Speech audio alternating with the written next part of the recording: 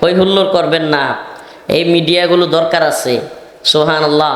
আমাদের এই ছোট্ট মিডিয়া, এখন তো মেইন স্ট্রিম মিডিয়া তো তাগুতের দালাল, ভারতের দালালি করে। মেইন স্ট্রিম মিডিয়া যেটা টিভি চ্যানেল কিংবা এগুলো এখনও ভারতের দালাল।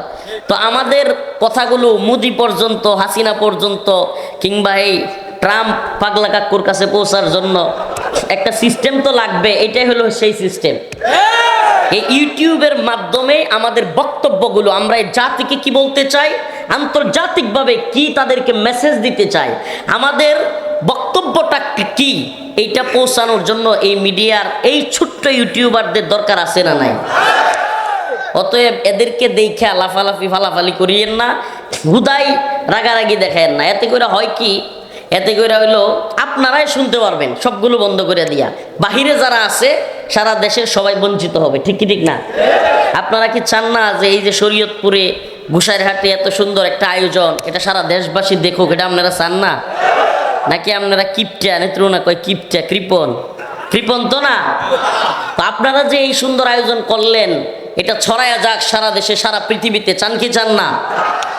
তাইলে এগুলো থাক। আল্লাহ তাআলা বুঝার তৌফিক দান করুন। আরো জোরে বলেন আমিন। আমি আপনাদের সামনে একটা আয়াত তিলাওয়াত করেছি, এই আয়াতের সামনে রেখে আমি কিছু কথা বলবো আপনাদের সামনে। আল্লাহ রাব্বুল আলামিন বান্দার সাথে একটা ব্যবসা করতে চান। সুবহানাল্লাহ। আল্লাহর সাথে বান্দার ব্যবসা, এর চাইতে উত্তম কোনো ব্যবসা হইতে পারে? ইন্নাল্লাহা ইশতারা মিনাল মুমিনিন,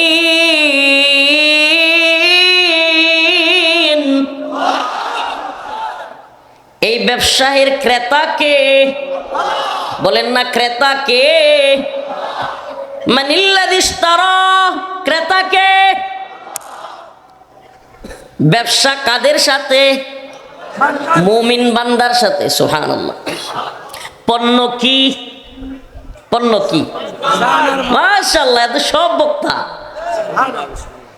ইন্নাল্লাহা ইশতারা মিনাল মুমিনিন,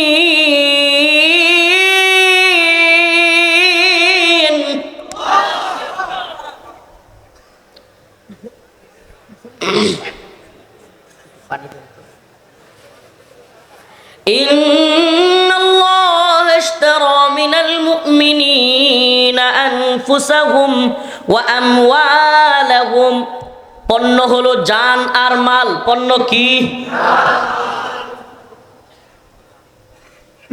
এই পণ্য আল্লাহ চান। কে চান? আল্লাহ। যদি আপনি এই পণ্য দিতে রাজি হন, আল্লাহ বলেন বিনিময়ে ক্রেতাকে, বিক্রেতা কারা? মুমিনরা। পণ্য আলহামদুলিল্লাহ আমরা ইমানদার, নিজের এতটুকু দাবি তো করতেই পারি, কি কর? আল্লাহ যদি মাফ করে দেয় আমরা কি? ইমানদার। ক্রেতাকে, বিক্রেতা ইমানদাররা, আমরা যারা মুসলমান ইমান রাখি কার উপর? পণ্য কি? জান এবং, যদি জান এবং মাল দেই বিক্রেতা হিসাবে আমরা, ক্রেতা কি দিবে? বিআন্না লাহুমুল জান্নাহ। সুবহানাল্লাহ বলবেন। বিনিময়ে আমরা কি পাবো? ইন্নাল্লাযীনা আমানু ওয়া আমিলুস সালিহাত কানাত লাহুম জান্নাতুল ফিরদাউসি নুজুলা। যদি ঈমানদার হই, নেক আমল করি, আমলে সালেহ করি, আল্লাহ বলেন তাদের জন্য পুরস্কার হলো জান্নাতুল ফিরদাউস। সুবহানাল্লাহ। তাইলে আল্লাহ রাব্বুল আলামিনের সাথে ব্যবসা করতে তৈরি আছেন তো? যদি আল্লাহর সাথে ব্যবসা করতে তৈরি থাকেন, আপনার আমার জান মাল, টাকা পয়সা, বাড়ি গাড়ি, আমার যত কিছু আছে সব কিছু কার জন্য হইতে হবে? দুনিয়ার কাউকে রাজি খুশি করবার জন্য হতে পারবে না। দুনিয়ার কোন দলকে, কোন নেতাকে, কোন নেত্রীকে, কোন পীরকে, বাবাকে, ভাইকে খুশি করবার জন্য হতে পারবে না। একমাত্র কাকে খুশি করবার জন্য আপনার জীবনের সবকিছু ব্যয় করতে হবে? কুল ইন্না সালাতি ওয়া নুসুকি ওয়া মাহইয়ায়া ওয়া মামাতি লিল্লাহি রাব্বিল আলামিন। হে নবী, আপনি বলে দেন, আপনি জানায় দেন, ইন্না সলাতি, নিশ্চয় আমার নামাজ, ওয়া নুসুকি, আমার কুরবানি, ওয়া মাহইয়ায়া, আমার হায়াত, ওয়া মামাতি, আমার মৃত্যু, লিল্লাহ লিল্লাহ লিল্লাহি রাব্বিল আলামিন, একমাত্র কার জন্য? যেই জীবন আল্লাহর জন্য, এই জীবন দুনিয়ার কোন হাসিনারে ডরানোর টাইম আছে? সুবহানাল্লাহ। দুনিয়ার কোন মুদিরে ডরানোর টাইম আছে? দুনিয়ার কোন ডোনাল্ড ট্রাম্পে ডরানোর টাইম আছে? আরে যেই জীবন জেনেই নিয়েছে তার রব দিয়েছে, যে ধরেই নিয়েছে তার রব দিতে পারে, তার রব নিতে পারে। এই জীবন তো ভয় করবে একমাত্র কাকে? কারণ সে জানে এই তথাকথিত দুনিয়ার চিল্লা চিল্লি, দুনিয়ার যারা পাওয়ারফুল তারা বলে সুপার পাওয়ার, তারা কি কয়? তারা কয় America super power, Israel super power, Russia super power, Bharat super power. কিন্তু মুমিন বলে না না না, সুপার পাওয়ার স্রেফ আল্লাহ, সুপার পাওয়ার স্রেফ আল্লাহ, লা ইলাহা, সুপার পাওয়ার স্রেফ আল্লাহ, লা ইলাহা, সুপার পাওয়ার স্রেফ আল্লাহ। সুপার পাওয়ার কে?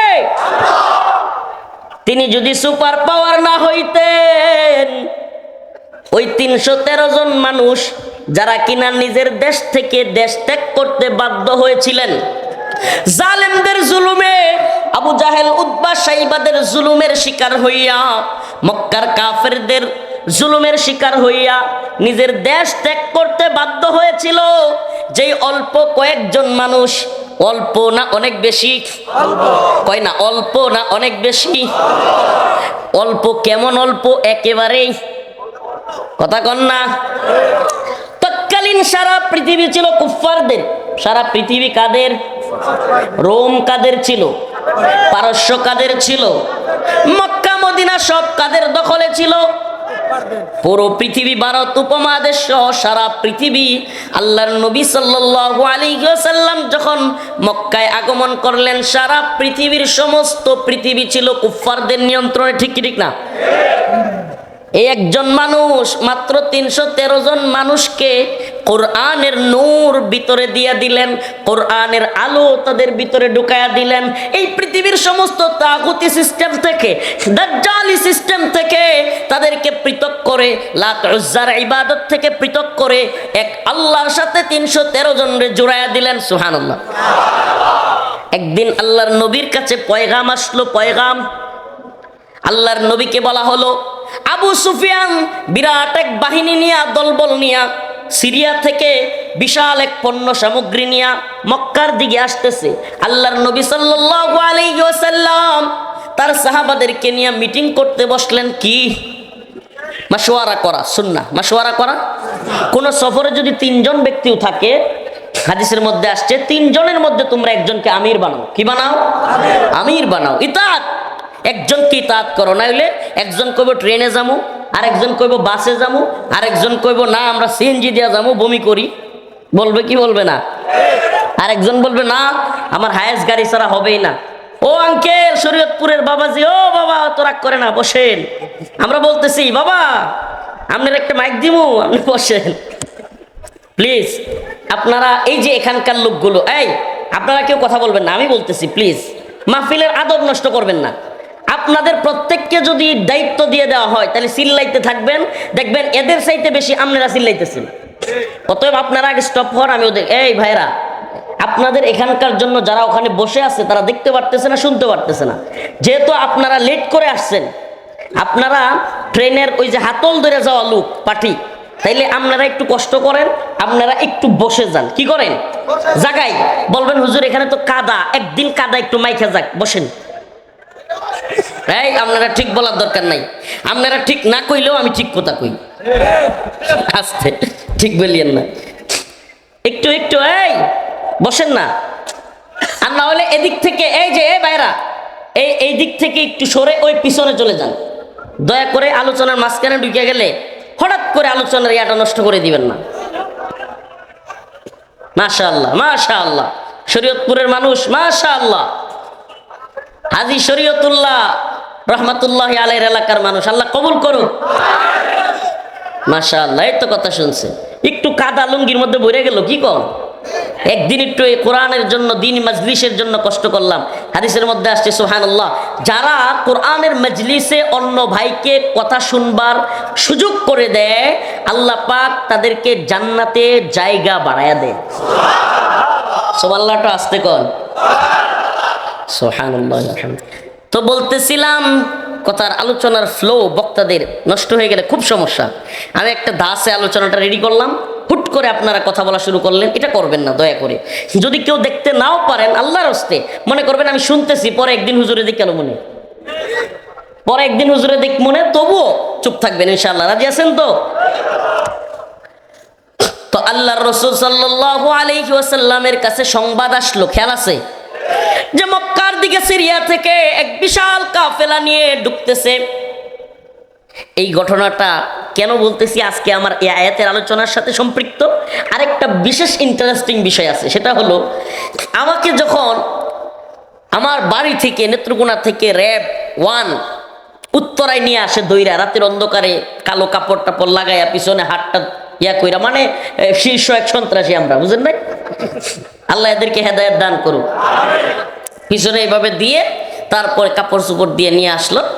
এখন একের পর এক জিজ্ঞাসাবাদ আর জিজ্ঞাসাবাদ। এই একজন অফিসার আসে, এই তারপরে আরেকটু পরে আরেকজন আসে, এইভাবে জিজ্ঞাসাবাদ করতেছে। এক অফিসার এসে বলতেছিল, হুজুর আপনারা যে মানুষকে জিহাদের ওয়াজ করেন, মানুষকে গরম করে দেন, মানুষের মধ্যে উত্তপ্ত পরিস্থিতি তৈরি করেন, আচ্ছা জীবনে কোনোদিন রসুলের জীবনে কাউরে মারতে গেছে? রসুল কাউরে মারতে বলছে? আপনারা এইভাবে মানুষকে উত্তেজিত করে দেন। র্যাবের এক অফিসার, মোটামুটি ভালো লেভেলের অফিসার। তো আমি চিন্তা করলাম, আসলে সমস্যাটা কি জানেন, ওখানে ওদের সামনে কথা বলতে গেলে বা তর্ক ধরতে গেলেই আঘাত করে। আল্লাহ হেদায়েত দান করুন।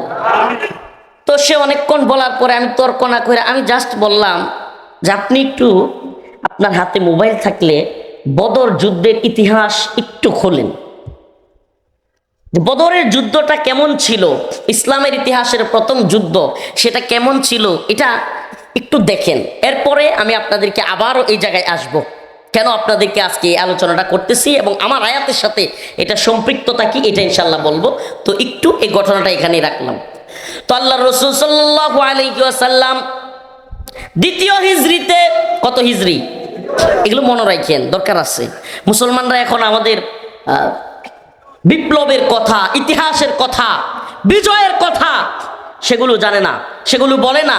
ওই আব্রাহাম লিঙ্কন, জর্জ রসো কিংবা নিউটনের সূত্র, অমুক তমুক, আরো কত কিছু হাবিজাবি নাটক, সিনেমা, এগুলো পোলাপান জানে, আলোচনা করে। কিন্তু আমাদের বিজয়ের ইতিহাস, আমাদের মুসলিমদের শৌর্যবীর্যের ইতিহাস ভুলে গেছে। তারা ভুলে গেছে মুহাম্মদ বিন মাসলামার ইতিহাসের কথা, সুলতান সালাউদ্দিন গজনবীর কথা, সালাউদ্দিন আইয়ুবীর ইতিহাসের কথা, মুহাম্মদ বিন কাসিমের হিন্দুস্তান বিজয়ের কথা।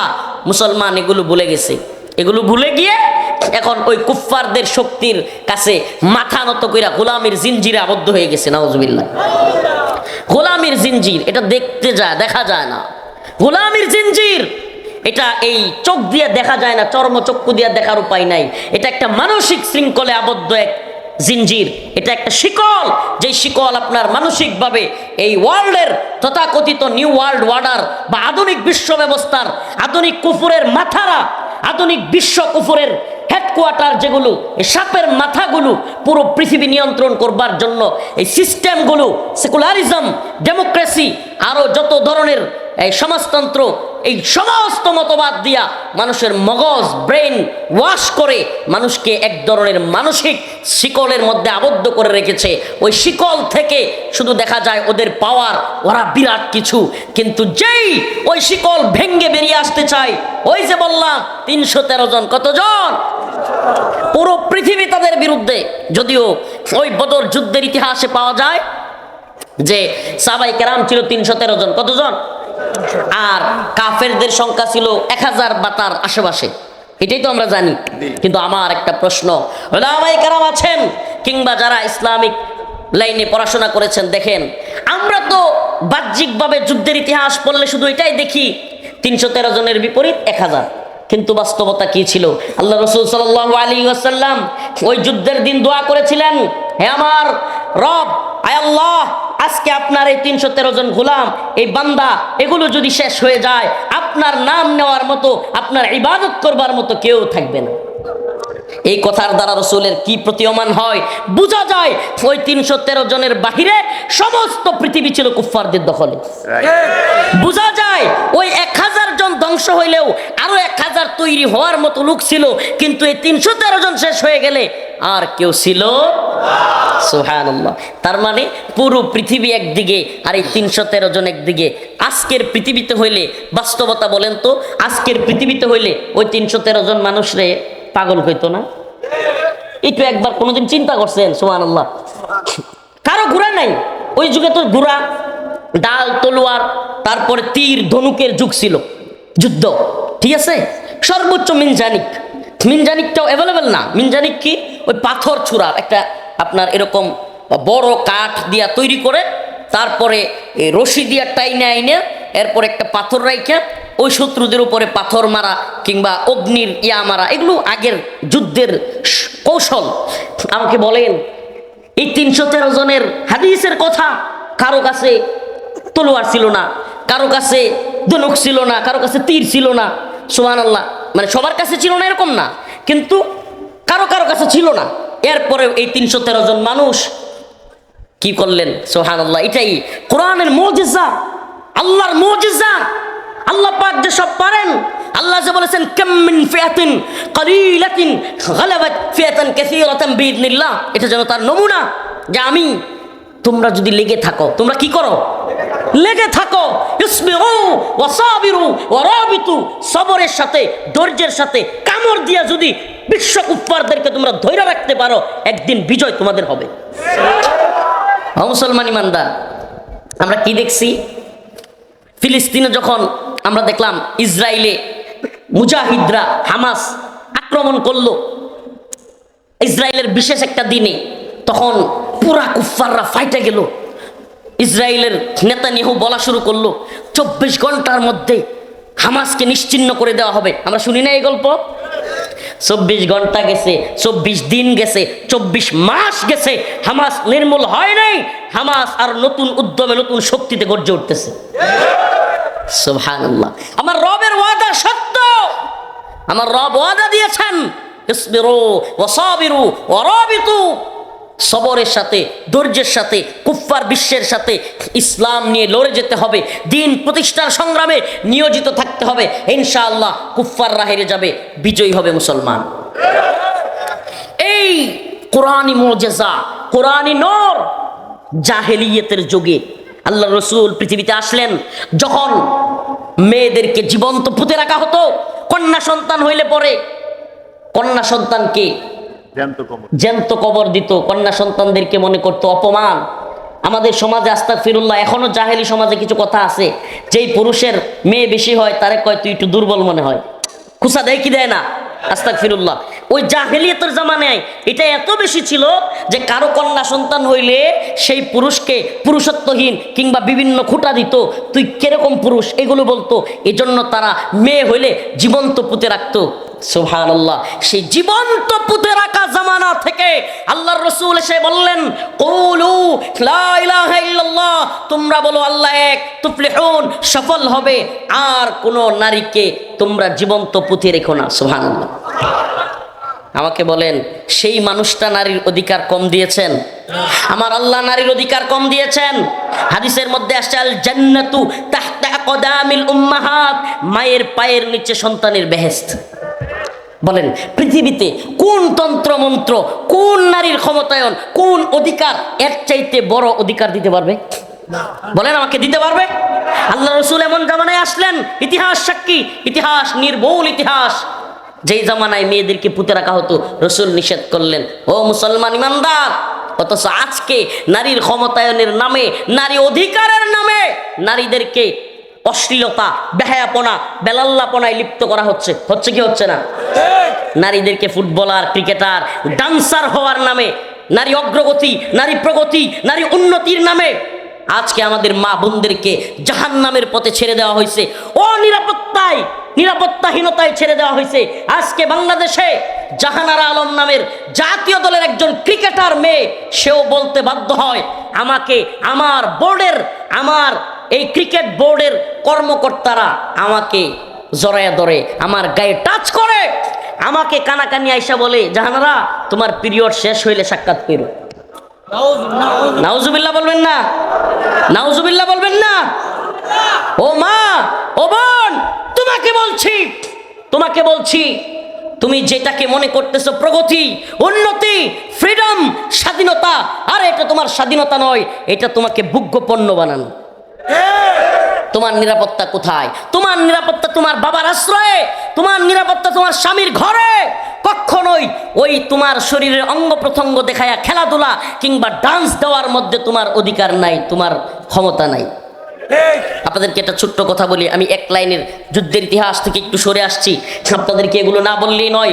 সাম্প্রতিক সময়ে বাংলাদেশে যে ঘটনাটা ঘটে গেছে, মঞ্জুরুল ইসলাম নামের এক লোকের নামে এই বাংলাদেশের নারী ক্রিকেটার জাহানারা আলম, সে বিশাল এক অভিযোগ নিয়ে আসছে। নাউজুবিল্লাহ, আমি আর গভীরে যাইতে পারতেছি না। পিরিয়ডের সময় শেষ হইলে তুমি দেখা করিও, এটা একটা মেয়েকে বলা, তার মানে কি বুঝায়? এই নিয়ে কি নারীদের নিরাপত্তা? এই নাকি এখন দেখবেন এই নারীবাদীরা যেগুলো ঘেউ ঘেউ করে, অন্য সময় টিপ টিপ পড়াইতে দেয় নাই, মনে আছে আপনাদের? এক পুলিশের চাকরি চলে গেল, সারা দেশে তোলপাড়, আরে কত কিছু। কিন্তু এখন এই যে নারীকে এত অবমাননা করা হলো, এই নারীবাদীদের ঘেউ ঘেউ আপনি শুনছেন? শুনবেন না। কেন?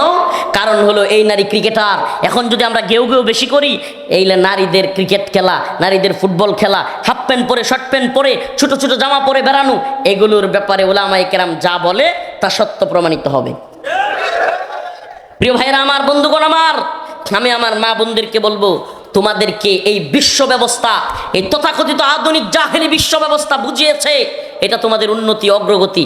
আমি আপনাদেরকে ছোট্ট একটা ঘটনা বলি। আমেরিকান বড় বড় বিজনেসম্যান যারা সিগারেটের ব্যবসা করে, সিগারেটের, ওরা একবার বৈশ্বিকভাবে চিন্তা করলো যে আচ্ছা, সিগারেটের এই ব্যবসায় কিভাবে আরো উন্নতি করা যায়, সিগারেটের সাপ্লাই আরো কিভাবে বাড়ানো যায়। এটা হলো পুঁজিবাদী সিস্টেমের বড় বড় ব্যবসায়ীদের লুক রেডি করা থাকে, ব্যবসার ক্ষেত্রে আরো কিভাবে উন্নতি করতে পারবে, এজন্য কিছু ব্রেইনিস্ট লুক তারা রেডি করে রাখে, এদেরকে বেতন দেয়, এদের কোনো কাজ নাই, এরা শুধু পরামর্শ দিবে যে এই ব্যবসাকে আরো কিভাবে ডেভেলপ করা যায়।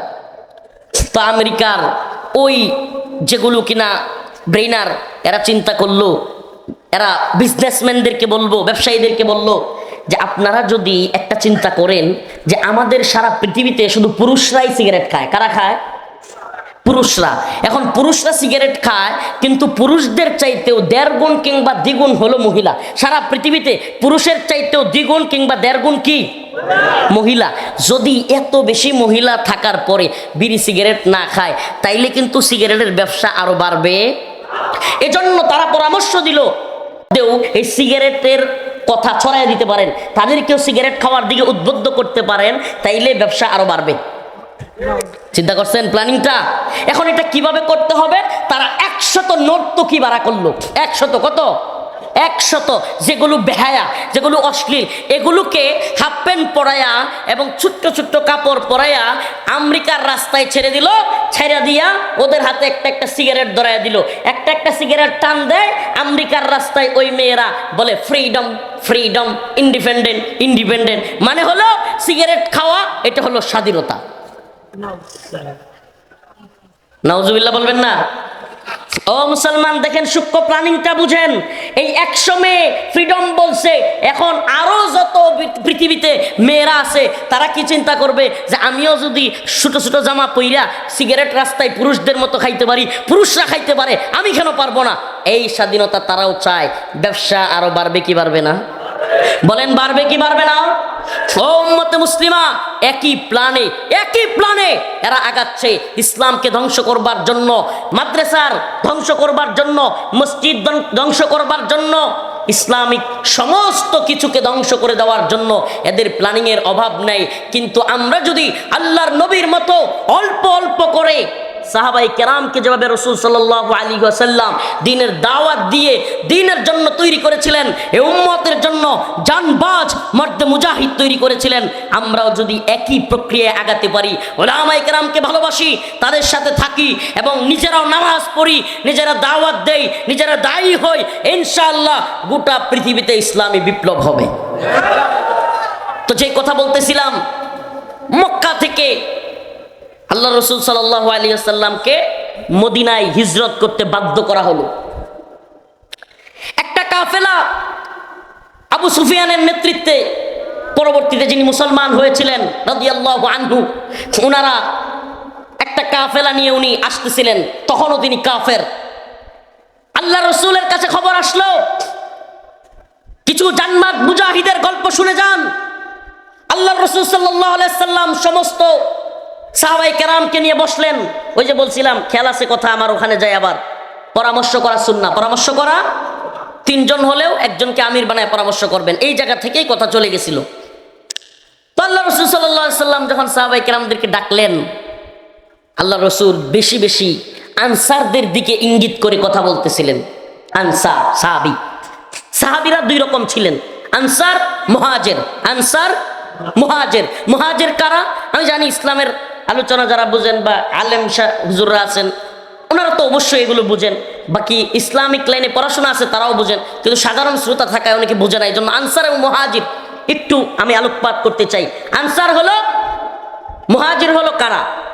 আল্লাহ রাসূল সাল্লাল্লাহু আলাইহি ওয়াসাল্লাম মক্কায় আবু জাহেল, উতবা, শাইবা কিংবা কুফফারদের অত্যাচারে, নির্যাতনে, নিপীড়নে অতিষ্ঠ হয়ে হযরতে বিলাল হায় হায় কি কষ্টের মধ্য দিয়ে গেলেন, খুবাইব, খাব্বাব রাদিয়াল্লাহু আনহু সকলেই যখন নির্যাতিত, আল্লাহর পক্ষ থেকে আদেশ আসলো, হে আমার হাবিব, হে আমার রাসূল, আপনি মক্কা থেকে মদিনায় হিজরত করেন।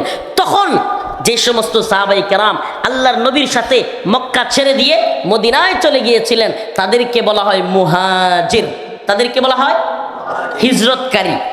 আর যারা মদিনায় থেকে ইসলাম কবুল করেছিলেন এবং আল্লাহর রাসূলের কথাই তিনারা বলেছিলেন, হে আমাদের প্রিয় হাবিব, আপনাকে আমরা আশ্রয় দিব, আপনার সাথীদেরকে আশ্রয় দিব, আমরা আপনাদের নিরাপত্তার ব্যবস্থা করব এবং আপনাদের সকলের খাওয়া দাওয়া থাকার ব্যবস্থা করব, এই সাহায্যটা যারা করেছিল তাদেরকে বলা হয় আনসার। তাদেরকে কি বলা হয় বলেন? তাদেরকে কি বলা হয়? আনসার। এইবার আল্লাহর রাসূল আনসার সাহাবীদের দিকে খেয়াল করে কথাগুলো বলতেছিলেন। আনসারদের মধ্য থেকে এক সাহাবী হযরত মিকদাদ রাদিয়াল্লাহু আনহু দাঁড়ায় গেলেন, বললেন, ইয়া রাসূলুল্লাহ, ইয়া হাবিবাল্লাহ, আমরা আপনাদের মানসা বুঝে গেছি, আমরা আপনাদের মানসা বুঝে গেছি। ইয়া রাসূলুল্লাহ, আনসাররা তৈরি আছে, আপনার সামনেও আনসাররা থাকবে, আপনার পিছনে আনসাররা থাকবে, আপনার ডাইনে আনসাররা থাকবে, আপনার বামেও আনসার সাহাবীরা থাকবে। সুবহানাল্লাহ। হযরত সাদ রাদিয়াল্লাহু আনহু উঠে দাঁড়ালেন, বললেন, ইয়া রাসূলুল্লাহ, ইয়া হাবিবাল্লাহ, আমরা বনি ইসরাইলের মতো আপনাকে বলবো না। মুসা আলাইহিস সালামকে বনি ইসরাইল যে কথা বলেছিল যে তুমি তোমার আল্লাহরে নিয়ে যুদ্ধ করো, নাউজুবিল্লাহ, আমরা ঘরে বসে থাকবো, আমরা এই কথা আপনাকে বলবো না, বরং আমরা তো বলি, আপনি হয়তো মনে করতেছেন যে আমরা আনসাররা আপনাদেরকে মদিনায় আনছি, হিজরত করে আসছেন, এখানে আপনাদেরকে বাসস্থান দিব, এখানে আপনাদেরকে নিরাপত্তা, খাওয়া দাওয়ার ব্যবস্থা করব, কিন্তু বাহিরে যদি কোনো জায়গায় আমাদেরকে নিতে চান আমরা হয়তো যাব না। ইয়া রাসূলুল্লাহ, এটা আপনি চিন্তাও করবেন না, আমি সাদ নই, এই সমস্ত আনসার সাহাবারা আপনার এক কথাই, আপনার ঘোড়াটা যদি নদীতে ঝাঁপ দেয়, বিনা কথাই এদিক সেদিক তাকাতাকি বাদ দিয়ে সাদ সহ সমস্ত আনসারদের ঘোড়াগুলো নদীতে ঝাঁপিয়ে পড়বে। সুবহানাল্লাহ। উম্মতের এই অল্প সংখ্যক জানবাজ মুজাহিদ পুরা পৃথিবী চেঞ্জ করে দিছে, পুরা পৃথিবী চেঞ্জ করে দিছে। মক্কায়, মদিনায় 313 জন যখন বলতো রোম বিজয়ী হবে, পারস্য বিজয়ী হবে, বর্তমান রোম, ইতালি, তৎকালীন সুপার পাওয়ার, এগুলো পরাজিত হবে এবং আল্লাহর রাসূল বিজয়ী হবে, মুসলমানরা বিজয়ী হবে, বর্তমান মুনাফিকদের মতো ওই সময়ের মুনাফিকরা হাসতো, কি করতো? হাসতো। কইতো এরা কয় কি, সেদের চাল বাকল নাই, খেজুর পাইরা খায়, এই মাঝে মাঝে খাইতেও পায় না, ঠিক মতো অস্ত্রও নাই, এরা নাকি রোম বিজয় করবে, এরা নাকি পারস্য বিজয় করবে। আল্লাহ বলেছিলেন আলিফ লাম মিম গুলিবাতির রুম। সুবহানাল্লাহ। আল্লাহ পাক রোমের বিজয়ের সুসংবাদ দিয়েছিলেন, কিন্তু মক্কার মুনাফিকরা এগুলো নিয়ে হাস্যরস করত। আজকের বর্তমান পৃথিবীর মুনাফিকরাও উলামায়ে কেরাম যখন বলে, আমরা যখন বলি আসসিনু লানা ওয়াল আরাবু লানা ওয়াল হিন্দু লানা ওয়াল কুল্লু লানা, ওই আরব আমাদের, ওই চীন আমাদের, ওই রাশিয়া আমাদের, এই ভারত আমাদের, এই পুরো পৃথিবী আমাদের, আমরা আমেরিকার গোলামি করি না, ভারতের গোলামি করি না। ইনশাআল্লাহ অচিরেই পুরো পৃথিবী আবার মুসলিম উম্মার এক পতাকা তলে, কালেমার পতাকা তলে আসবে, পুরো পৃথিবী বিজয়ী হবে এবং কাফেরদেরকে জিজিয়া দিয়ে এই পৃথিবীতে থাকতে হবে ইনশাআল্লাহ।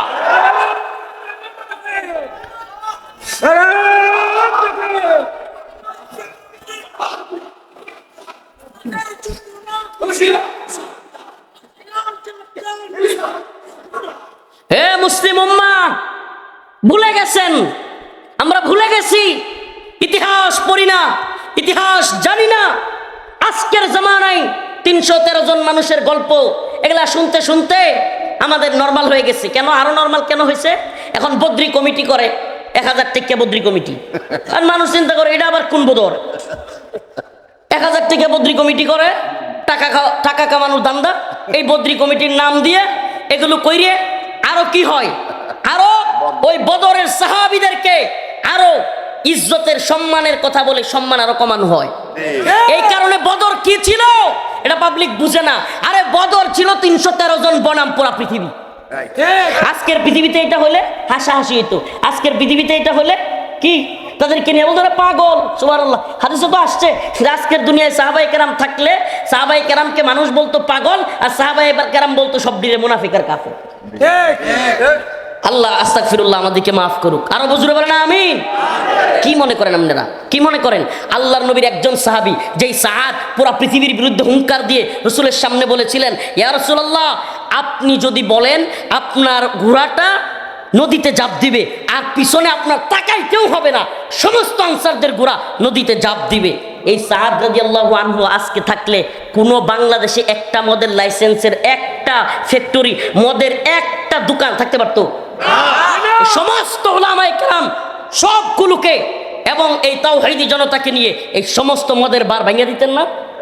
একবার একটু চিন্তা করেন, আল্লাহর নবীর একজন সাহাবায়ে কেরাম থাকলে অগ্রণী ব্যাংক, সোনালী ব্যাংক, রূপালী ব্যাংক, এই তথাকথিত যত সুদের ব্যাংক আছে একটাও থাকতে দিতেন?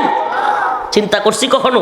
অথচ সাহাবাওয়ালা ইমানের কথা বলি, সাহাবাওয়ালা ইসলামের কথা বলি, কিন্তু মৌলিকভাবে ইসলামের ওই বোঝ, এই দৌলতদিয়া পতিতালয়, আরো যত পতিতালয় আছে, একটা পতিতালয় বাংলাদেশে থাকতে পারতো, পুরো পৃথিবীতে থাকতে পারতো?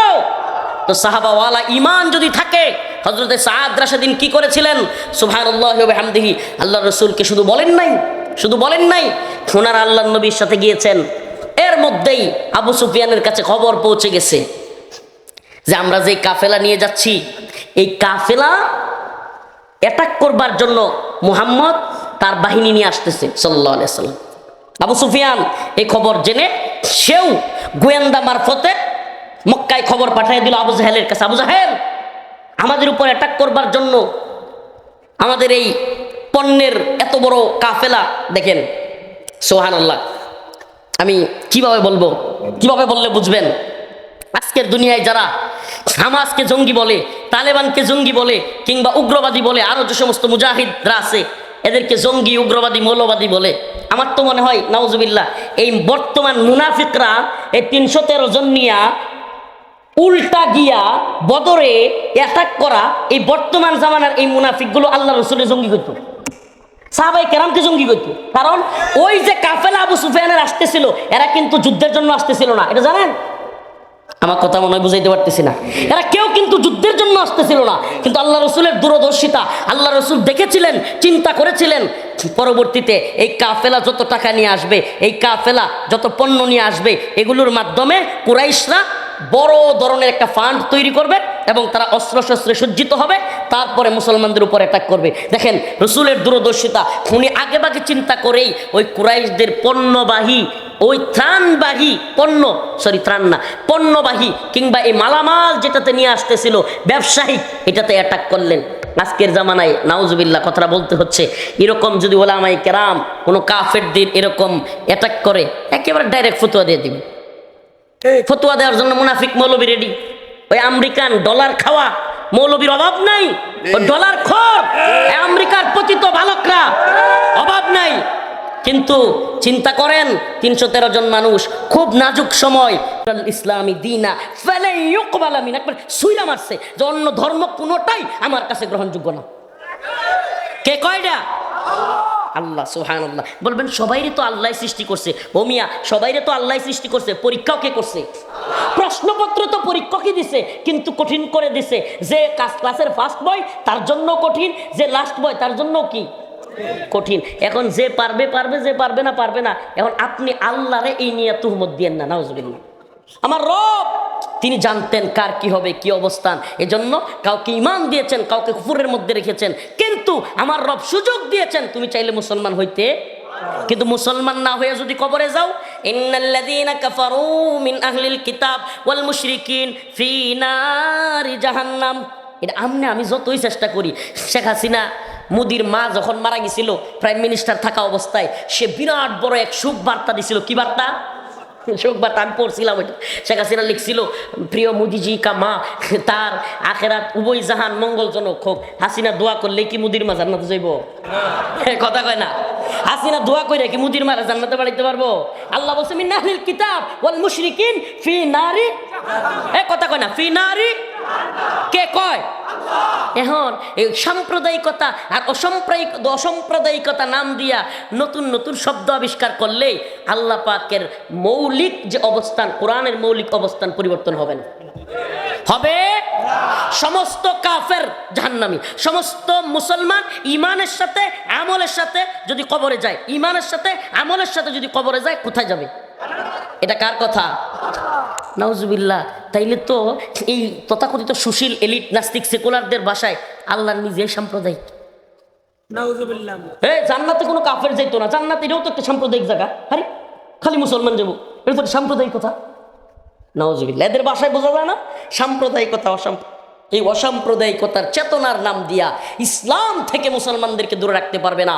যেই চেতনায় আবু বকর, যেই চেতনায় হযরত ওমর, যেই চেতনায় খুবাইব খাব্বাব, যেই চেতনায় হযরত বিলাল, যেই চেতনায় সাদ রাদিয়াল্লাহু আনহুর মতো, যেই চেতনায় মিকদাদ রাদিয়াল্লাহু আনহুর মতো, যেই চেতনায় হযরত আলী রাদিয়াল্লাহু আনহুর মতো ঈমান আছে, সেই চেতনা বাঙালি চেতনার নাম দিয়া, মুজিববাদী চেতনার নাম দিয়া, কোন চেতনার ট্যাবলেট খাওয়ায়া সেই চেতনা থেকে ঈমানদারকে দূরে রাখতে পারবে না। চেতনার ট্যাবলেট বিক্রি বন্ধ হয়ে গেছে না? কথা কয় না, কথা কন না। আরে না, চেতনার ট্যাবলেট বিক্রি বন্ধ হয়ে গেছে না। এই চেতনার ট্যাবলেট এখন বেচা যায় না, এই ট্যাবলেটের এখন মূল্য নাই। এই ট্যাবলেটের যদি মূল্য থাকতোই, 16 বছর এই পুলিশের, র্যাবের, সেনাবাহিনীর এখানে বোল্ট লাগাইয়া শেখ মুজিবের ছবি, স্কুলে ভার্সিটিতে শেখ মুজিবের ছবি, টাকার মধ্যে শেখ মুজিবের ছবি, রাস্তার মোড়ে মোড়ে শেখ মুজিবের মূর্তি, এত কিছু কইরা 16 মিনিট যাইতে পারে নাই, চেতনা দইরা মাসে টান কল্লা হয়ে গেছে খান খান। কথা কন না, এত দিনে চেতনা 16 মিনিটে কি কথা কন না। তাইলে এই চেতনার ট্যাবলেট বাঙালি খায় না। এই তথাকথিত মুজিববাদী চেতনা, এই বাঙালি চেতনা, 71-এর চেতনা, এই চেতনার ট্যাবলেট বিক্রি করিয়েন না। পাকিস্তানি জালেমদের বিরুদ্ধে আমরা অবশ্যই ছিলাম, কিন্তু ভারতের কোনো বয়ান বাঙালির মজকে ঢুকাইতে চাইলে এই বয়ান লাথি মেরে দিল্লি পাঠিয়ে দেওয়া হবে। আল্লামা সাইদি রহিমাহুল্লাহর কথা মনে নাই? ওই যে সুবহানাল্লাহ, কত আগে বলতেন কথাগুলো, কত দূরদর্শী মানুষ ছিলেন, এত আগে বলেছিলেন কথাটা। কি যে যেইভাবে সরকার জনগণের বিরুদ্ধে যাচ্ছ, আলেমদের বিরুদ্ধে অবস্থান নিচ্ছ, এমন ফ্লাইং কিক মারবে বাংলার জনগণ, দিল্লিতে মামুর বাড়ি গিয়া পড়বা। সুবহানাল্লাহ। উনি নাই, দেখে যাইতে পারেন নাই, কিন্তু মামুর বাড়ি গিয়া পড়ছে কি পড়ে নাই? সুবহানাল্লাহ বলবেন না?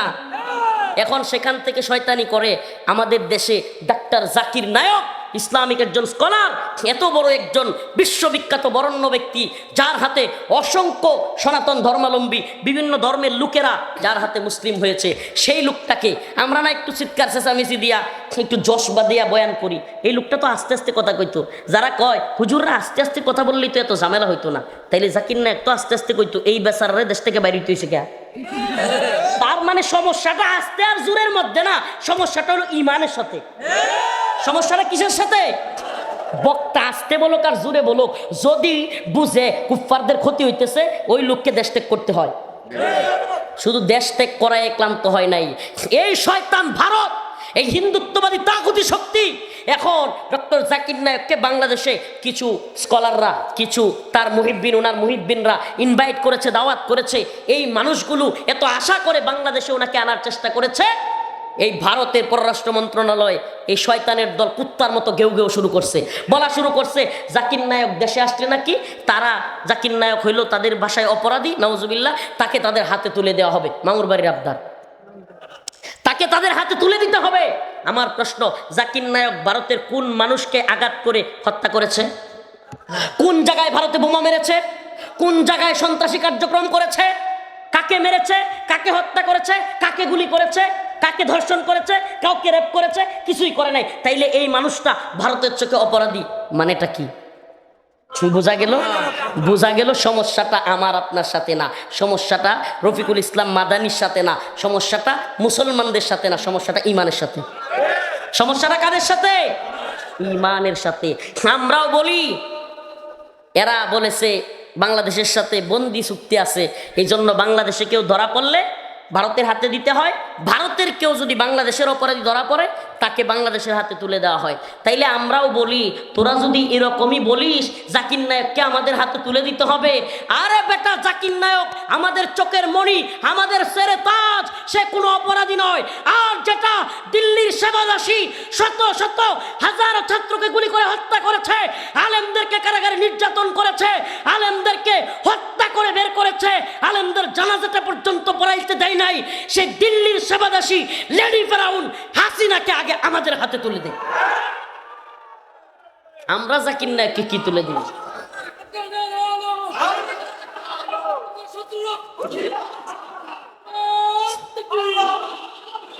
আমরা ডক্টর জাকির নায়েককে আমাদের মাথার তাজ মনে করি, আমরা সম্মান করি, একজন মুসলিম স্কলার। আমরা তাকে তোদের হাতে কি তুলে দিব? উল্টা বন্দি বিনিময় চুক্তিতে আগে তোরা যেইটারে দিয়া গোলামি করাইতি ওইটারে তুলে দে। আর অন্যথায় আমি এই দেশের প্রশাসনের যারা পররাষ্ট্র মন্ত্রণালয় এদেরকে ধিক্কার জানাই, এই গান্ডুগুলোকে ধিক্কারের ভাষায় বলতে চাই, আওয়ামী লীগ হাসিনার গোলামি, হাসিনা ভারতের গোলামি করেছে, আপনারাও যদি ভারতের গোলামি করেন ডক্টর জাকির নায়েককে আসতে না দেন, দিল্লির গোলামদের পরিণতি হাসিনাদের মতোই হবে। আলেম ওলামারা হাসিনার সময়ও জুলুমের শিকার হইতো ভারতের কথায়, এখনো যদি জুলুমের শিকার হয় ইসলামপন্থীরা, এই সরকারের কোনো পররাষ্ট্রমন্ত্রী যদি ভারতের সেবাদাস হয় তাইলে এই রকম উপদেশটা আমাদের দরকার নেই। আমরা বছরের পর জেলে ছিলাম, বছরের পর বছর রিমান্ডে নির্যাতনে ছিলাম। আপনাদের এই এলাকার যেই সন্তান, এই যে মিয়া নুরুদ্দিন অপু ভাই, পাশাপাশি রুমে প্রায় 2 বছর 2.5 বছর ছিলাম। এই যে এইভাবে একসাথে নামাজ পড়াইতাম তাদেরকে, একসাথে কোরআন পড়াইতাম, থাকতাম, একসাথে ছিলাম। আলহামদুলিল্লাহ। আরও যে সমস্ত আমাদের এই যে আমিরে জামাত ডক্টর শফিকুর রহমান সাহেব আমার পাশের বিল্ডিং সামনে ছিল, একবার আমাদের চোখের সামনে মাঝে মাঝে আমার জন্য খেজুর এটা সেটা হাদিয়া পাঠাইতেন। মিয়া নুরুদ্দিন অপু ভাই আমাকে রান্না কইরা কি না খাইতেই দিতেন না, খাবারগুলো পাঠিয়ে দিতেন। আমিরে জামাত আমাদের রুমে খাবারগুলো পাঠাইতেন। এই মানুষগুলো সুবহানাল্লাহ, এই মানুষগুলো এতদিন আমরা জুলুমের শিকার হইলাম, এখনো কি ভারতের গোলামির জন্য? কথা বলেন, ভারতের গোলামির জন্য, ভারতের সেবাদাস হওয়ার জন্য? হাসিনার পররাষ্ট্রমন্ত্রী আর বর্তমান পররাষ্ট্রমন্ত্রী যদি একই রোল প্লে করে তাইলে আমরা বুঝবো ওই আব্দুস শয়তান, এটার আমি আব্দুল মুমিনও বলি না, এটা পররাষ্ট্রমন্ত্রী ছিল না আব্দুস শয়তান, নাম কি? এটা আব্দুল মুমিন, আল্লাহর বান্দা কেমনে হয়? এটা শয়তানের বান্দা। মনে আছে না বলছিল যে আমরা ভারতবর্ষের সরকারকে বলেছি হাসিনা সরকারকে যেন রাখে, বলছিল মনে নাই? এবং বলেছিল ওই যে একটা মহিলা আল্লাহর নবীকে নিয়ে কটূক্তি করেছিল, নামটা জানি কি ভারতের, নূপুর শর্মা, নূপুর শর্মা। ওই সময় সে বলেছিল যে আমরা ভারতবর্ষের একজন ভদ্রমহিলা, নাউজুবিল্লাহ, নূপুর শর্মারে কয় ভদ্রমহিলা, ভিডিওটা আপনাদের খেয়াল আছে কিনা, যে সে একটা কথা বলে ফেলেছিল আমরা কাউকে আন্দোলন করতে দেই নাই, নাউজুবিল্লাহ। চিন্তা করছেন? তাইলে ওই দিল্লির সেবাদাস যদি এখনো কেউ হয়, তাইলে তাদের সাথে আমরা যে আচরণ করছি এদের সাথে কি একই আচরণ করব না? তাহলে আমরা হাসিনারই ভয় পাই না, আপনারা কোন গোড়ার ডিম? কথা কন না, মুদিরে আমরা গুনি নাই, আপনি তাওহীদ কোন গোড়ার ডিম? পররাষ্ট্র মন্ত্রণালয়ে আছেন, ডক্টর জাকির নায়কের বাংলাদেশ সফরের রাস্তা সহজ করেন। যদি এরকম চলতে থাকে, বাংলাদেশের জনতা তাওহীদবাদী উলামায়ে কেরাম যদি গর্জে ওঠে, এদেশের উলামায়ে কেরাম যদি গর্জে ওঠে, এদেশের তাওহীদবাদী জনতাকে নিয়ে আপনাদের পরিণতিও কিন্তু ভয়াবহ করে ছাড়বে। কথা একেবারে ক্লিয়ার, কথা বক্তব্য একেবারে ক্লিয়ার। তো যেই আলোচনা টান দিয়েছিলাম, আমার আলোচনার শেষ দিকে চলে এসেছি। আল্লাহর রাসূল সাল্লাল্লাহু আলাইহি ওয়াসাল্লাম সেই মক্কা থেকে যখন বাহিনীটা আসলো আবু জাহেলের বদরে, আল্লাহর রাসূল তার সাহাবায়ে কেরামকে নিয়ে সেখানে গেলেন। সুবহানাল্লাহ। সংক্ষিপ্ত ইতিহাস বলে শেষ করছি।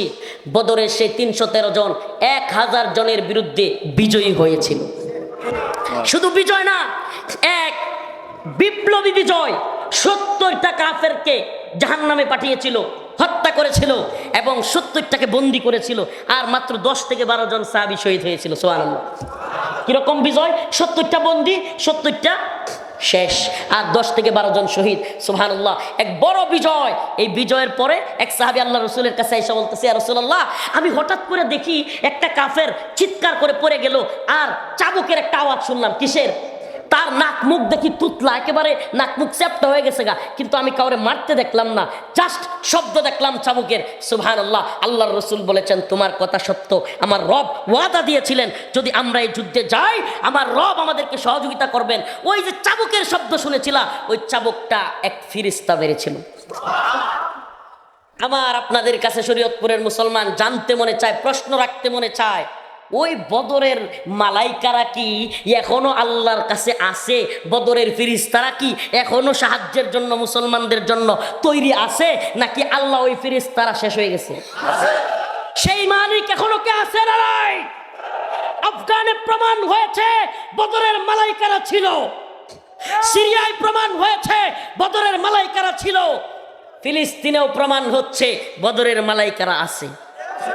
এখনো যদি মুসলিম উম্মাহ তৈরি হয়, বদরের সেই মালাইকারা, আল্লাহর পক্ষ থেকে সেই ফেরেশতারা আবার নেমে এসে সাহায্য করবে কি করবে না?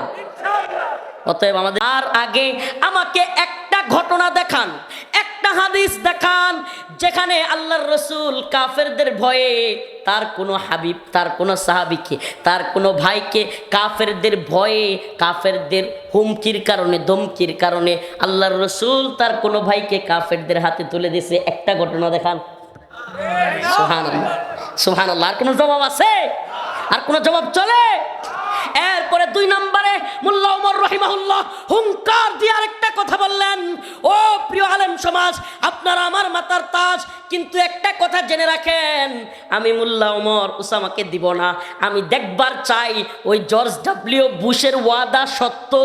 ওই জর্জ ডব্লিউ বুশ বলেছে সমস্ত আফগানকে মাটির সাথে মিশিয়ে দিবে, সে ওয়াদা করেছে উসামাকে না দিলে মাটির সাথে আমাদেরকে মিশিয়ে দিবে।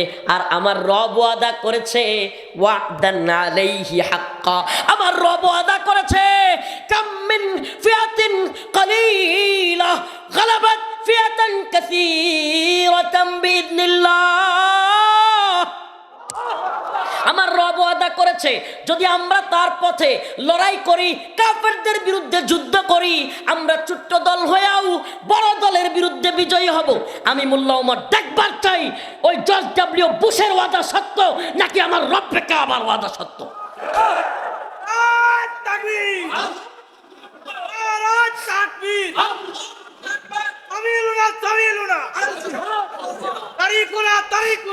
চিন্তা করেছেন? একবার চিন্তা করেছেন তাদের ইমানি পাওয়ার? সুবহানাল্লাহ।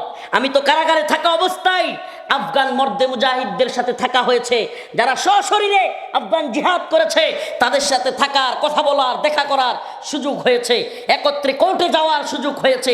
তাদের কাছে এমনও গল্প শুনেছি, সুবহানাল্লাহ, বাঙালি, পাকিস্তানি, আফগানিস্তানি, সৌদি আরব, কাতার, সমস্ত পৃথিবীর, এমনকি মালি, সোমালিয়ার মুজাহিদরা একত্রে ওনারা ব্যারাকে থাকতেন। মুজাহিদরা আফগানিস্তানে এমন সময় ওনারা ফুটবল খেলতেন। কথার কথা, ফুটবল খেলতেছেন একটু শরীর চর্চার জন্য, দৌড়াদৌড়ি করতেছেন। আমেরিকান কিংবা নেটোর বড় বড় যুদ্ধ বিমানগুলো উঠতেছে, বোমা ফেলতেছে। বাংলাদেশি এক মুজাহিদ উপর দিকে তাকায়, ওই গ্রুপ কমান্ডার আফগানের, উনি বলে, ধর বেটা, বল দে, বাদ দে এগুলো। সুবহানাল্লাহ, বেটা বল দে, এগুলো দেখবার সময় আছে নাকি? ইদা জা আজালুহুম লা ইস্তাখিরুনা সাআ ওয়া লা ইস্তাকদিমুন। আমার রব বলেছেন, আমার হায়াত যতদিন আছে ততদিন থাকবে, এক বিন্দু এদিক সেদিক কেউ আমার হায়াত নিতে পারবে না। এদের ইমানি হালত ছিল এই পর্যায়ের, এদের ইমানি হালত এমন লেভেলের ছিল যেগুলো শুনলেও সুবহানাল্লাহ অবাক লাগে। আর আমরা তো একটু কিছু যদি শুনি, খালি প্যাপু বাঁশি শুনে, আর একটু খালি বোমার একটু সাউন্ড গ্রাউন্ডের আওয়াজ শুনি, তাইলে হাওয়া। আল্লাহ আমাদেরকে ওই মর্দে মুজাহিদদের মতো ইমানি জজবা দান করুক। আল্লাহ আমাদেরকে বুলেটের সামনে, কামানের সামনেও আল্লাহু আকবার চিৎকার করার তৌফিক দান করুক। রাজি আছেন ইনশাআল্লাহ? মোরা কামানের মুখোমুখি দাঁড়িয়ে আল্লাহু আকবার বলবই, আসুক না যত বাধা, যত ঝড় সাইক্লোন, রাসূলের পথে মোরা চলবই। বলেন না, আমি যখন বলবো চলবই, চলবই বলতে পারবেন না? আসুক না যত বাধা, যত ঝড় সাইক্লোন, রাসূলের পথে মোরা চলবই। এ জীবন বাজি রেখে দিনের নিশান মোরা বাংলার আকাশে উড়াবই। রাজি আছেন ইনশাআল্লাহ? মোরা কামানের মুখোমুখি দাঁড়িয়ে আল্লাহু আকবার বলবই, আসুক না যত বাধা, যত ঝড় সাইক্লোন, জিহাদের পথে মোরা। আসুক না যত বাধা, যত ঝড় সাইক্লোন, কোরআনের পথে মোরা। আসুক না যত বাধা, যত ঝড় সাইক্লোন, ইমানের পথে মোরা। আসুক না যত বাধা, যত ঝড় সাইক্লোন, শাহাদাতের পথে মোরা। এ জীবন বাজি রেখে দিনের নিশান মোরা বাংলার আকাশে উড়াবই। রাজি আছেন ইনশাআল্লাহ? ওই মর্দে মুজাহিদ মোল্লা ওমর রাহিমাহুল্লাহ বলেছিলেন, আমি দেখবার চাই জর্জ ডব্লিউ বুশের ওয়াদা সত্য নাকি আমার রব্বে কাবার ওয়াদা সত্য। সুবহানাল্লাহ। হে মোল্লা ওমর রাহিমাহুল্লাহ, আপনি তো কবরে আপনার প্রিয় রবের সাথে মোলাকাতে, কিন্তু আপনি দেখে যাইতে পারেন নাই। আপনার উত্তরসূরিরা পুরো পৃথিবীতে দেখেছে। আমরা আপনাদেরকে আকাবির মনে করি, আপনাদেরকে অনুসরণ করি। আপনার উত্তরসূরি আমরা সারা পৃথিবীর উম্মতে মুসলিমা দেখেছে। জর্জ ডব্লিউ বুশের ওয়াদা মিথ্যা, আমার রব্বে কাবার ওয়াদা সত্য। এই আমেরিকান লাল কুত্তার বাহিনী তালেবানকে, যাদেরকে বলছিল জঙ্গি, মৌলবাদী, উগ্রবাদী, এদেরকে আমরা ধ্বংস করে দিব, এবার কাতারের দোহাই মিটিংয়ের মধ্যে, চুক্তির মধ্যে নতুন ডায়লগ দিছে। কয় না, তালেবান জঙ্গি, উগ্রবাদী, মৌলবাদী না, তালেবান হলো ফ্রিডম ফাইটার। তালেবান কি? তালেবান ফ্রিডম ফাইটার, স্বাধীনতা যোদ্ধা, তালেবান মুক্তিযোদ্ধা। সুবহানাল্লাহ। বোঝা যায় নরম থাকলে জঙ্গি, মার দিতে পারলেই সঙ্গী। কি বোঝা যায়? নরম থাকলে কি জঙ্গি, আর মার দিতে পারলে। সুবহানাল্লাহ। আমরা চাই ইনসাফ, আমরা চাই ন্যায়, আমরা চাই জুলুম অবসান হোক। কোন জালেম যদি জুলুম করবার লাগে হাতে অস্ত্র নিতে পারে, আমি কি ফিরানোর জন্য, ওই জালেমকে প্রতিহত করবার জন্য অস্ত্র নিতে পারবো না? কথা বলেন না কেন? বাজারের মধ্যে নাইট ওয়াচম্যান থাকে না? রাতের প্রহরাদার থাকে কিনা, প্রহরী? আচ্ছা, রাতের প্রহরীদের হাতে অস্ত্র থাকে কি থাকে না? জীবনে কোনোদিন এই রাতের নাইট ওয়াচম্যান বা রাতের প্রহরী যারা আছে তাদের হাতে অস্ত্র থাকবার কারণে তাকে কেউ সন্ত্রাসী বলছে, জঙ্গি বলছে? সেও তো হাতে অস্ত্র রাখলো, তাইলে এই লোকের জঙ্গি কইলো না, মৌলবাদী কইলো না কেন? বলেন না। সন্ত্রাসের হাতে অস্ত্র, ওই নাইট ওয়াচম্যান বা এই রাতের প্রহরীর হাতে অস্ত্র, একই জিনিস। কিন্তু উনাকে মানুষ আরো খাওয়ায়, মানুষ বেতন দেয়, আরো বাহবা দেয় যে আপনি ঠিক মতো দোকানগুলো দেখে রাখেন। সুবহানাল্লাহ। আরে এই কাফের বিশ্ব, আমেরিকা, ইসরায়েল, এই শয়তানগুলো, ভারত, এরা তো এদের যুদ্ধাস্ত্র রাখে, মরণাস্ত্র রাখে মুসলমানদেরকে, নিরীহ বাচ্চাদেরকে হত্যা করবার জন্য, পৃথিবীতে দাজ্জালি সিস্টেম চালু করবার জন্য, পৃথিবীতে তাদের এই তথাকথিত তাগুতি সিস্টেমকে পুরো পৃথিবীতে শাসন করবার জন্য। আর আমরা এই জালেমদেরকে, এই দাজ্জালদেরকে প্রতিহত করবার জন্য যদি প্রয়োজন হয়, এই ভূখণ্ড রক্ষা করবার জন্য যদি প্রয়োজন হয়, ভারত যদি এদেশ দখল করতে আসে, প্রয়োজন হয়, মুসলিমরা অস্ত্র নিতে তৈরি আছেন তো ইনশাআল্লাহ? তৈরি আছেন তো ইনশাআল্লাহ? তাইলে কোনো মুসলমান যদি কাফেরদের বিরুদ্ধে, কাফেররা তার দেশে অ্যাটাক করে, তার বাড়িঘর পুড়ে ফেলে, তাইলে তার বিরুদ্ধে যদি কোনো মুসলমান দাঁড়ায়, তাইলে এদেরকে জঙ্গি বলা ঠিক হবে? উগ্রবাদী বলা ঠিক হবে? প্রিয় ভাইরা আমার, বন্ধুগণ আমার, এই বিষয়টাই ব্রেন ওয়াশ করা হয় আমাদেরকে। আমরা কেন অস্ত্র নিব? আমরা হলাম শান্তি, শান্তি। আমাদেরকে টনকে টন বোমা মারবে, আমাদের বাড়িঘর ফিলিস্তিনে, সিরিয়ায়, লিবিয়ায়, ইরাকে, ফিলিস্তিনে, এই কাশ্মীরে, সব জায়গায় উপর থেকে বোমা মারতে মারতে টনকে টন, এই 1 মণ 2 মণ না, 1 কেজি 2 কেজি না, টনকে টন বোমা ফেলতে ফেলতে আমাদের বাড়িঘর পাউডার বানায় ফেলবে, আর আমাদেরকে বলবে ওম শান্তি। আমাদের বাড়িঘর পাউডার বানায় ফেলতেছে অস্ত্র দিয়া, কামান বিমান দিয়া, আর আমাদেরকে বলবে ইসলাম শান্তি, তোমরা অস্ত্র নিও না, তোমরা মায়ের খাও। নাউজুবিল্লাহ বলবেন না? মুসলমানের বাচ্চা জীবনে কোনোদিন আমরা অস্ত্র দেখিই নাই। এখন হুজুরি আল্লাহ, এটা কি ওয়াজ করতেছে? অস্ত্রের ওয়াজ করে। আরে ভাই, এই দেশে যদি ভারত আক্রমণ করে, পুলিশ, সেনাবাহিনী, র্যাব, তারা শুধু রক্ষা করতে পারবে? বলে রক্ষা করতে পারবে? 71-এ পারছে? সাধারণ জনগণকেও নেমে আসতে হয়। তাইলে আপনি আপনার দেশের সাধারণ জনগণকে তৈরি রাখা দরকার আছে না? দরকার আছে না? বলবে হুজুর একটা অস্ত্র দিয়ে মাইরা ফেলবে। আরে মিয়া, মানুষের শরীরকে লোহা দিয়া বানানো, মারতে চাইলে দাও দিয়েও মারা যায়। তাহলে দাওয়ার লাইসেন্স দিচ্ছেন কেন? কথা কন না, দাওয়ার লাইসেন্স দিচ্ছেন কেন? আমি ওই দিন আসিফ মাহমুদ সজীব ভুইয়া তার ভেরিফাইড আইডিতে দেখলাম একটা নিউজ, সুন্দর, ভালো লেগেছে। সে বলতেছিল আত্মরক্ষার জন্য আমরা পুরা দেশের যুবকদেরকে সশস্ত্র ট্রেনিং দেওয়াবো। আমি ওখানে বলেছিলাম সঠিক সিদ্ধান্ত, সঠিক সিদ্ধান্ত। এই ভারতের মতো প্রভুত্ববাদী, এই ভারতের মতো আধিপত্যবাদী, সেই হিন্দুত্ববাদীদেরকে শায়েস্তা করবার জন্য এই উম্মতে মুসলিমার লক্ষ লক্ষ যুবক হাতে অস্ত্র নিতে তখন তৈরি হয়ে যাবে। আর এখন মাশাআল্লাহ, এখন কি হইছে? আমাদের যুবকরা ঠুলা হয়ে যেতেছে, ঠুলা, পুলিশও ঠুলা হয়ে যেতেছে। ট্রেনিং না থাকতে থাকতে এমন অবস্থা, আমাদের দেশে সশস্ত্র বাহিনী এগুলোর দেখবেন, হাইরে এগুলোর পেট হয়ে গেছে। এগুলা কি যুদ্ধ করবো, কি দৌড়াইবো? আমরা বলেন না, হাসার কিছু নেই। উম্মতে মুসলিমার তৈরি থাকতে হবে। মুসলিম যুবকের আবার এত বড় পেট হয় কেমনে? এরকম অবশ্যই নিজেকে তৈরি রাখতে হবে। ও মুসলমান ইমানদার, আমরা নিজেদেরকে তৈরি রাখতে বলা, এটা কি বল? রাসূল সাল্লাল্লাহু আলাইহি ওয়াসাল্লাম তার সাহাবায়ে কেরামকে তৈরি করেন নাই? কাফেরদের বিরুদ্ধে উদ্বুদ্ধ করেন নাই? আমরা কি বলতেছি এখন যারা এদেশে অমুসলিম আছে তাদের বাড়ি ঘরে গিয়ে আক্রমণ করেন? এটা বলছি? এটা বলবো? আমরা এদেরকে বাড়ি ঘরে আক্রমণ করবার কথা বলি না, কিন্তু এটাও মনে রাখেন, যারা মন্দিরে গিয়ে পাহারা দেন না, বন্ধু সাজেন না, পিরিত দেখান না, বিশ্বাস করেন আল্লাহ না করুক ভারতের সাথে কখনো লাগলে এদের চেহারা তখন দেখবেন। এটা আমার কথা নয়। ওয়ালান তারদা আনকাল ইয়াহুদ ওয়ালান নাসারা হাত্তা তাত্তাবিআ মিল্লাতাহুম। আল্লাহ বলছে এরা কখনো তোমাদের প্রতি রাজি খুশি হবে না।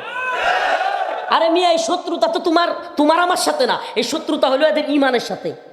এই শত্রুতা তোমার আমার সাথে না, এই শত্রুতা কোরআনের সাথে। এরা আমার নবীকে মানে না, এরা আমার আল্লাহকে মানে না, এরা আমার কোরআন মানে না। এজন্য আপনার আমার প্রতি শত্রুতা না। লাতাজিদান্না আশাদ্দান নাস আদাওয়াতাল লিল্লাযিনা আমানুল ইয়াহুদ ওয়াল্লাযিনা আশরাকু। ইহুদি, খ্রিস্টান, মুশরিকরা মুসলমানদের শত্রু। এটা কে কয়? ইন্নামাল মুশরিকুনা নাজাস। আল্লাহ বলেন নাপাকি। এরা ইহুদি, খ্রিস্টান, মুশরিক, পত্তলিক, নাস্তিক্যবাদ, এরা প্রত্যেকেই ইসলামের শত্রু। কেন? কারণ এদের তো লেনজা কাটা। এরা জানে এদের দুনিয়া আখিরাতে কোনো দিন ধর্ম নাই। বিশ্বাস করেন, ইসলাম ব্যতীত অন্য ধর্মের লোকেরা ধর্মকে আসলে ওইভাবে ধর্মই মনে করে না। বিশ্বাসের জায়গা থেকে, পালনের জায়গা থেকে কোনো কিছুই মনে করে না। একমাত্র ইসলাম, ইন্নাদ-দীনা ইনদাল্লাহিল ইসলাম, একমাত্র গ্রহণযোগ্য মনোনীত ধর্মের নাম ইসলাম। আরো আসতে কোন? ওমাই ইয়াবতাগি গায়রাল ইসলামি দীনা ফালান ইউকবালা মিন, আল্লাহর কাছে অন্য সমস্ত দিন বাতিল। এটা আমার কথা না আল্লাহর কথা। এখন আপনি যদি আন্তধর্মীয় সংলাপে বসতে পারেন, আপনার ইমান যাবে। আপনি যদি ইন্টারফেথ ষড়যন্ত্রের শিকার হন, আপনার ইমান যাবে। সকল ধর্মই সঠিক আপনি বললে আপনার ইমান যাবে। কিন্তু আপনার রব বলে দিয়েছি ওয়ামাই ইয়াবতাগি গায়র, কোনো ভয় আছে? আমাদের কোনো পেরেশানি আছে? লা তাহজান ইন্নাল্লাহা মা'ানা, কোনো পেরেশানি নাই, আল্লাহ আমাদের সাথে আছে, বিজয় আমাদেরই হবে ইনশাআল্লাহ। রিসেন্ট একটা কথা বলি, আফগান বিজয়ের কথা বলেছি, শুনেছেন? ইরাক সিরিয়া বিজয়ের কথা শুনেছেন? অচিরেই আরেকটা মুসলিম উম্মার বৃহৎ বিজয় আসতেছে, যেটাকে এই তথাকথিত দাজ্জালি মিডিয়া আর এই বৈশ্বিক কুফুরি শক্তির পালিত বালকরা জঙ্গি জঙ্গি কয়। এই মালি সোমালিয়ায়, আফ্রিকার বিশাল অঞ্চল মালি সোমালিয়া, মোগাদিসু, মালির রাজধানীতেও মুজাহিদিনে কেরাম আনসারা শাবাব অ্যাটাক করেছে।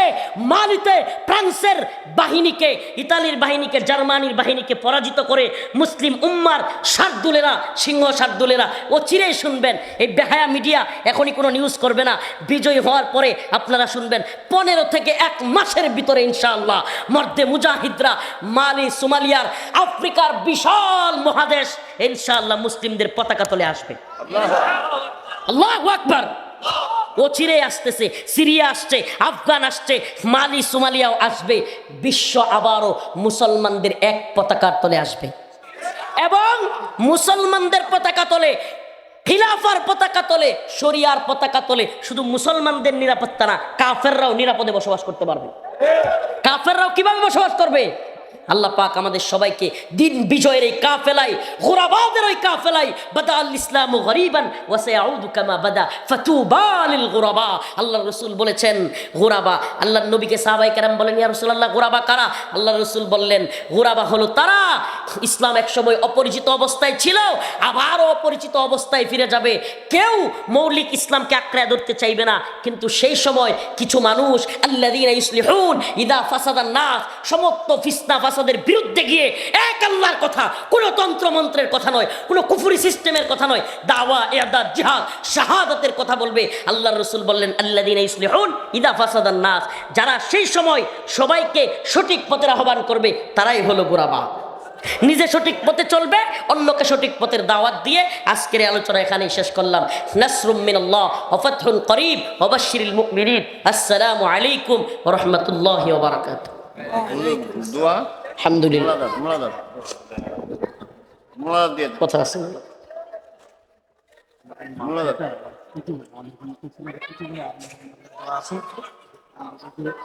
ঠিক আছে, দোয়া করতেছি। না ভাই, আমি খাবো না, এখনো খাবো না। আলহামদুলিল্লাহি রাব্বিল আলামিন আর রহমানির রহিম মালিকি ইয়াউমিদ্দিন ইয়্যাকা না'বুদু ওয়া ইয়্যাকা নাস্তাঈন আল্লাহুম্মা রযুকনা শাহাদাত